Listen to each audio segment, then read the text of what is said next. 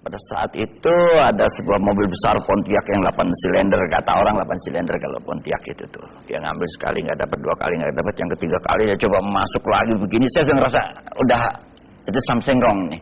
Ini ada pasir, jadi beca harus ngelewatin pasir ini. Ketemulah kita, dia lepas ke sana, saya masuk ke dalam roda. 29,8 apa 28,9 meter, jadi begini posisinya. Jadi Anda terseret? Terseret, untuk kepala saya di sini. Kalau kepala saya di sini, muka saya nggak ada. Masih untung ya? Iya. Ya, sorry, saya agak bercanda aja ya supaya saya nggak jadi trauma gitu tuh. Pak, nggak habis-habis nih, kayak dikerok pakai parut tuh muka nih. Nggak habis-habis, ya Allah ya Tuhan. Gitu.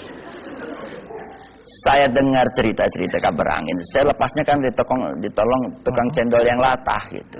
Jadi supir ini panik, nggak tahu kalau ada ya. Kalau tukang cendol, ibu-ibu tukang cendol itu kan ditaruh di kepalanya.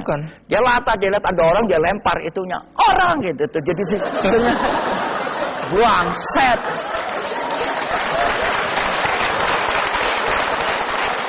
Padahal nggak ada hubungannya ya antara latah sama nyawa, tapi ini ada hubungannya. Gitu. Tapi gara-gara dia lempar dagangan cendolnya, si supir tersadar, supir kaget, terus dibelokin, bukan ngerem, dibelokin, lewatin si saya, gitu.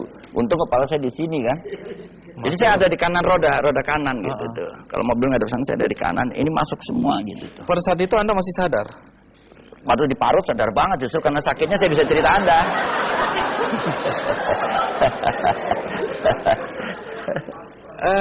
Bagaimana nasib teman Anda?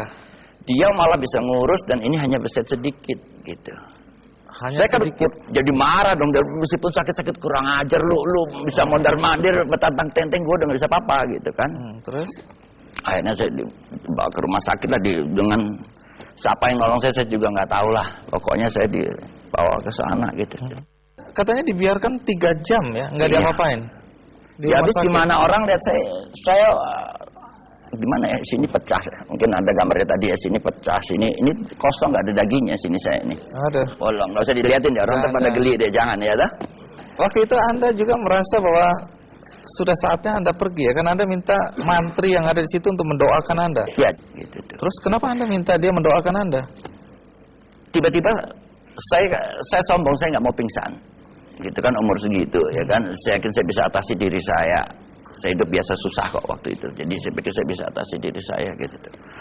Tiba-tiba saya nggak punya kepercayaan diri gitu tuh, nggak punya kepercayaan diri untuk bisa bertahan seperti itu.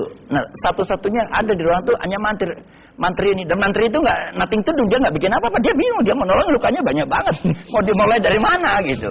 Apakah dari kaki? Dia sendiri dalam posisi kebingungan. Saya cuma ingat kalimat, saya masih ingat gitu, saya cuma apa itu?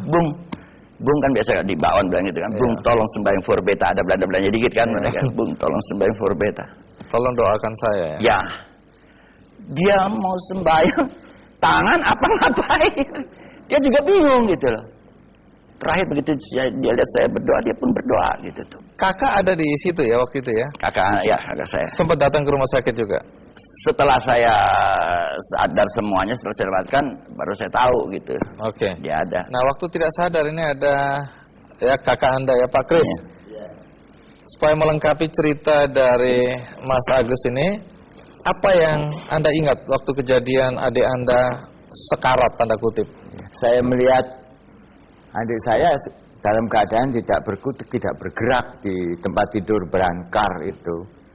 Dan ini luka berat sampai susah saya kenal. Dan batin saya, ini masih hidup apa enggak gitu kan.